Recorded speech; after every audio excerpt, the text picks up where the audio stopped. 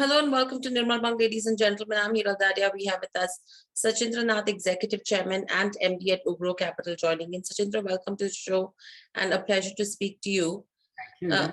Sachindra, my first question coming to you is, taking into consideration that you have been in the lending industry, how is the MSME lending space shaping up from here on, especially taking into consideration that we've crossed two waves already?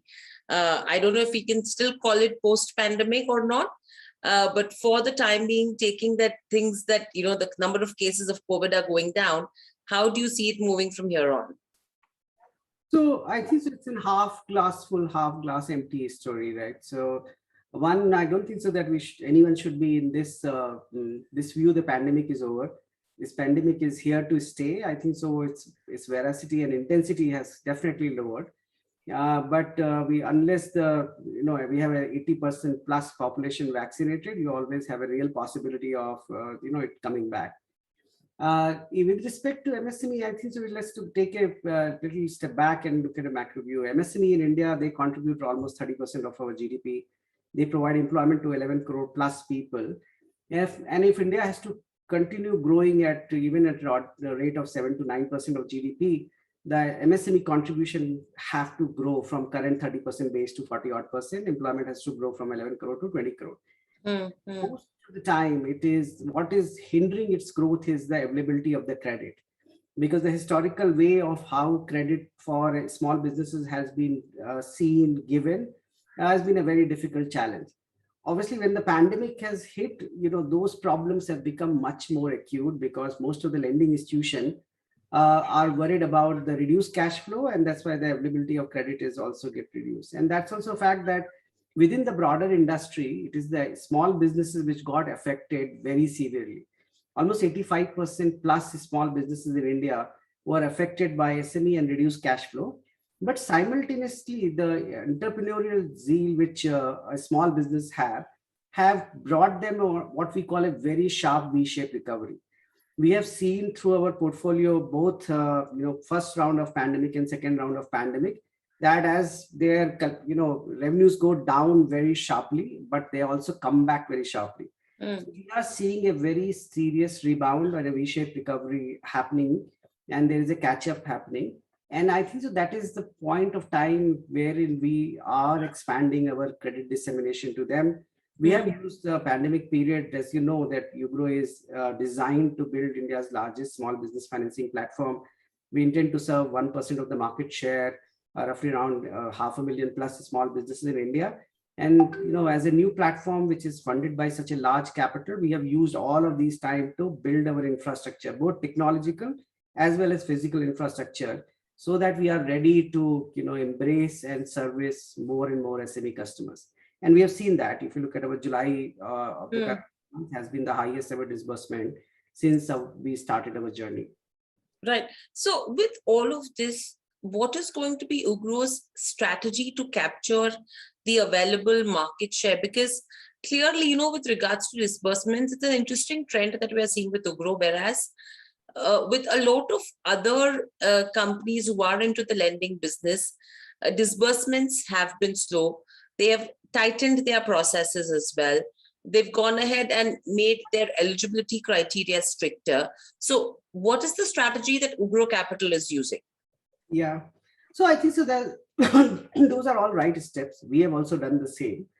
Yeah, but I think so what differentiates us and why we are, so one, obviously there is a latent demand. Second, fortunately for us, we got capitalized of around 950 odd crore in July of 18. We started this platform in April of 19.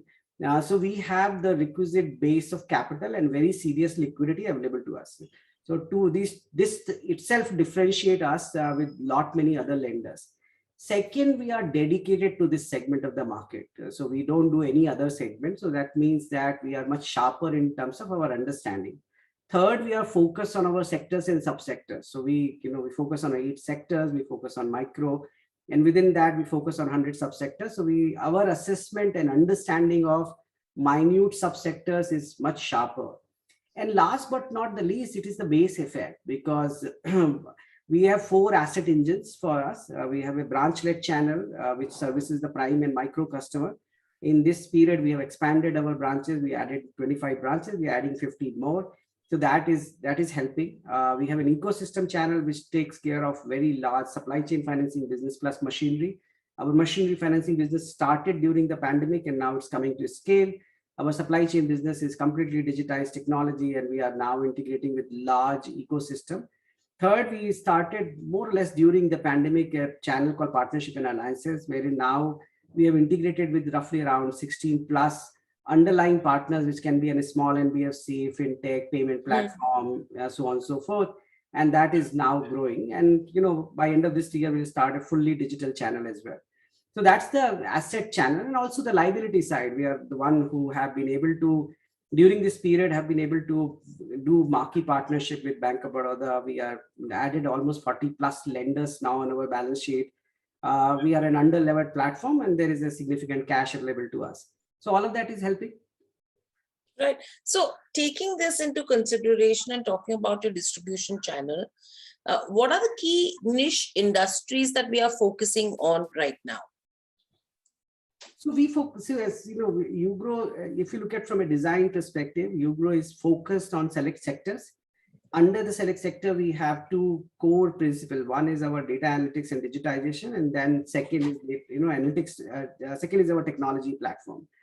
In terms of sector, from day one, we are focused on 8, which is healthcare, education, auto component, chemical, food, beverages, hospitality, light engineering, electrical equipment manufacturing, and also micro enterprises, which is sub 15 lakh loans. And within these 8 sectors, then we have 100 plus sub-sectors. Wow. In the way we design our underwriting is purely, largely for our main prime market. We look this tripod of GST, banking and bureau, and our data analytics platform design underwriting on top of that.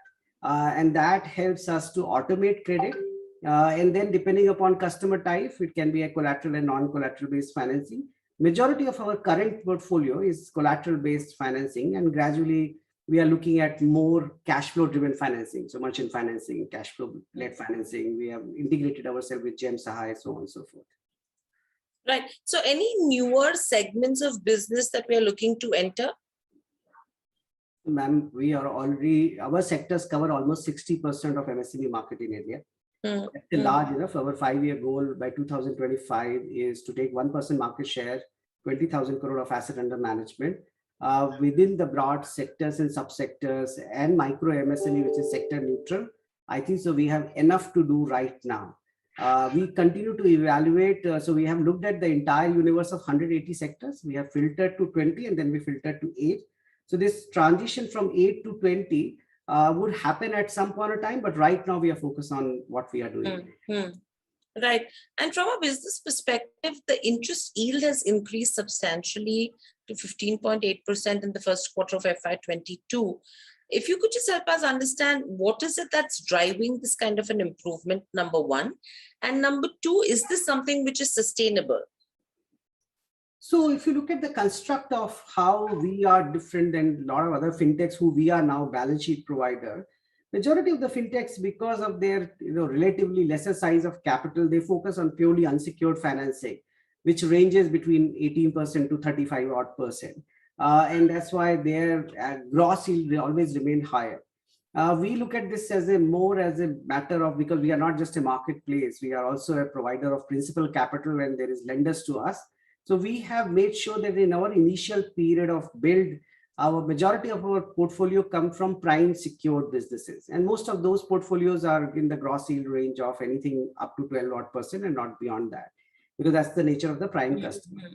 Gradually, as we are getting comfortable with our data analytics, with our underwriting, with our collection, newer segments of the market are getting opened up. So for example, we have launched micro MSME.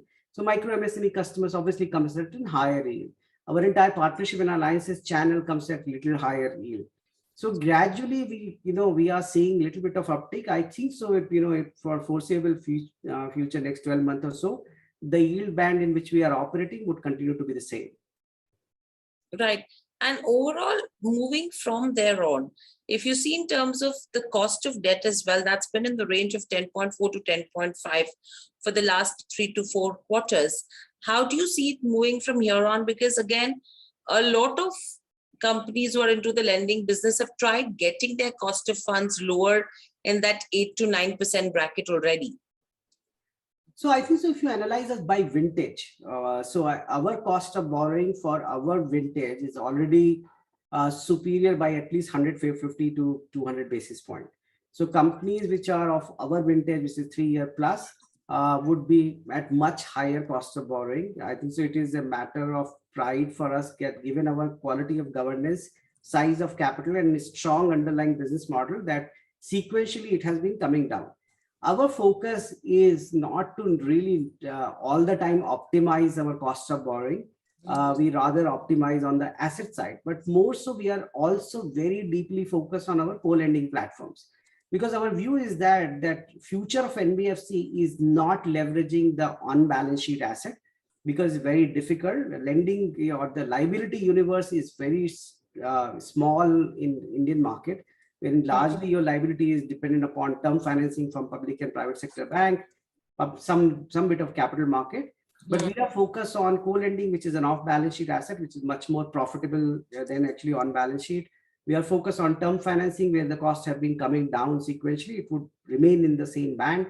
And third, we are also focused on securitization of our asset. And last but not the least, we think so that there is a large pool of capital available, which is within the world of multilateral and DFIs. Given 99% of our asset creation is in priority sector, it's impact financing, we generate employment, women financing, clean energy, that pool of capital would also be available to us within the same price band or little lower, but for much longer tenure. So I think so we are in one of the very strongest position to create the franchise for which we have stated our mission. Right. And what's the trend looking like in terms of where the asset quality goes from here on? So we have, as I said, that philosophically, because in our early period of time, we continue to keep focus of keeping large portion of our portfolio in prime category. What I define by prime category, it is customer which is either in a bureau band of CMR 1 to 4, or an individual score of 750 or 700 plus, and have a high quality collateral to offer.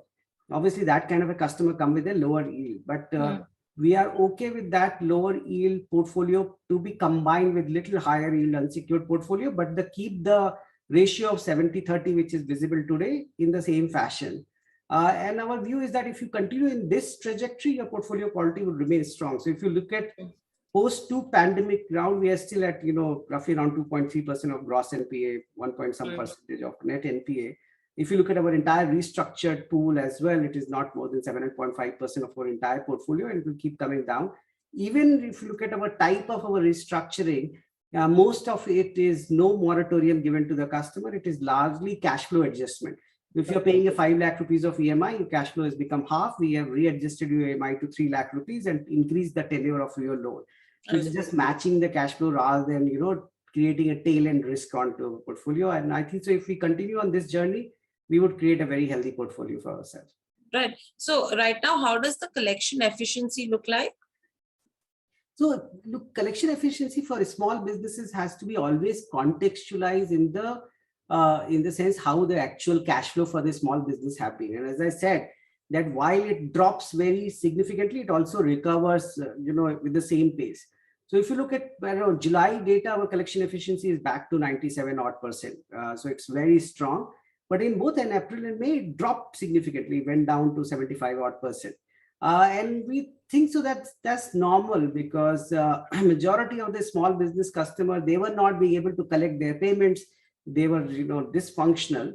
So unless we see a very sharp, deep shutdown, lockdown happening again, even with the COVID disruption, I think so we'll be in the same collection efficiency range.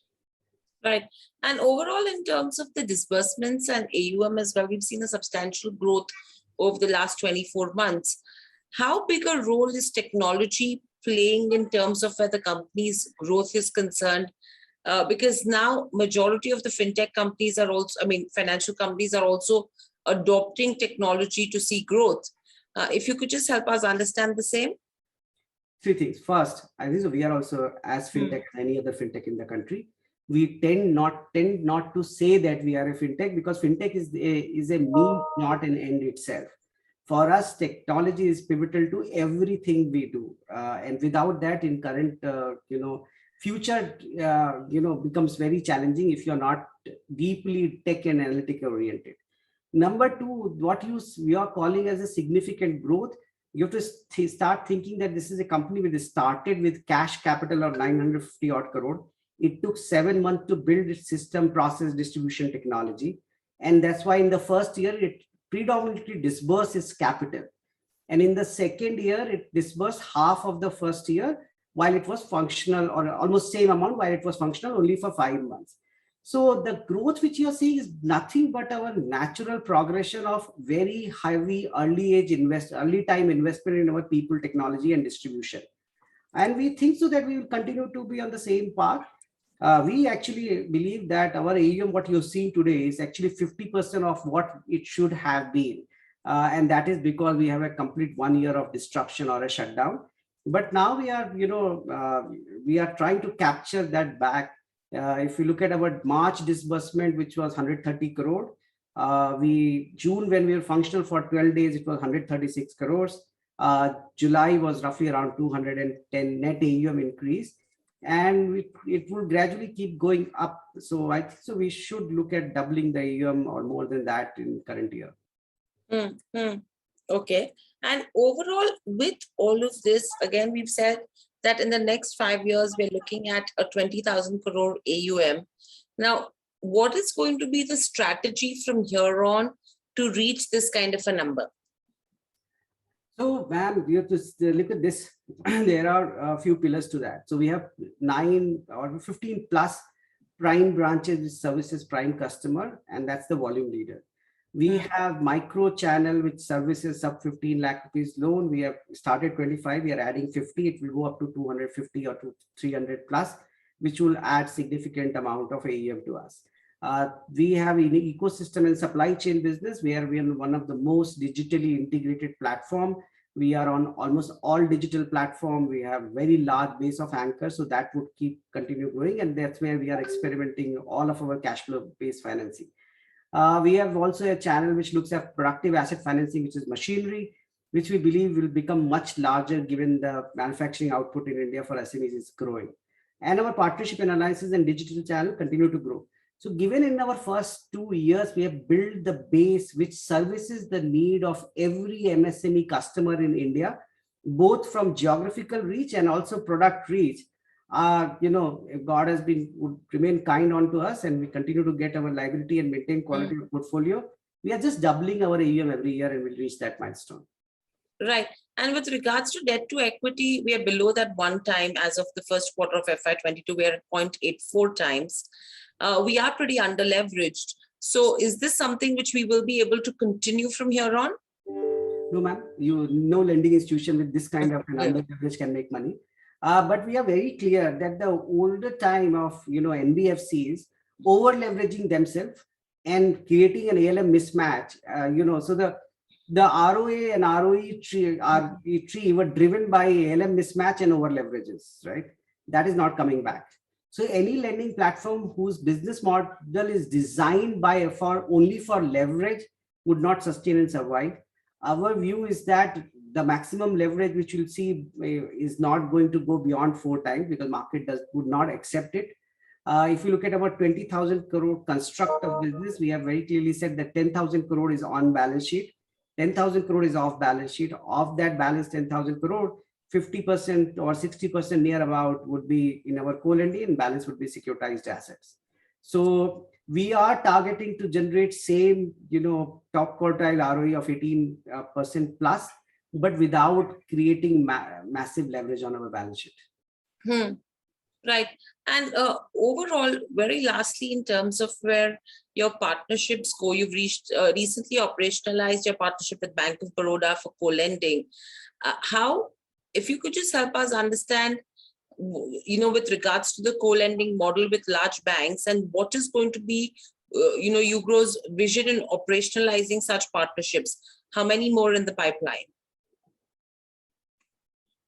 So I think that's a little bit of our secret sauce. So I don't want to divulge too much, but let me say this, that banks, especially the large banks in India, are a little tired giving very massive term lending to the NBFCs because of the counterparty risk which they have suffered from. Because when they lend to large NBFCs, they lend it for one purpose, the money is utilized for something else. And that's why this new regulatory framework of co-lending has been brought, so that the underlying customer asset belong to the bank and NBFC jointly, rather than bank just giving balance sheet led lending.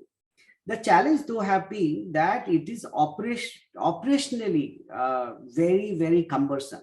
So to give you an example, it's taken us almost 1.5 years to operationalize our partnership with Bank of Baroda, because these are two different sets of institutions. One which has 100 years of embedded method of doing an SME financing, and second is a new generation NBFC.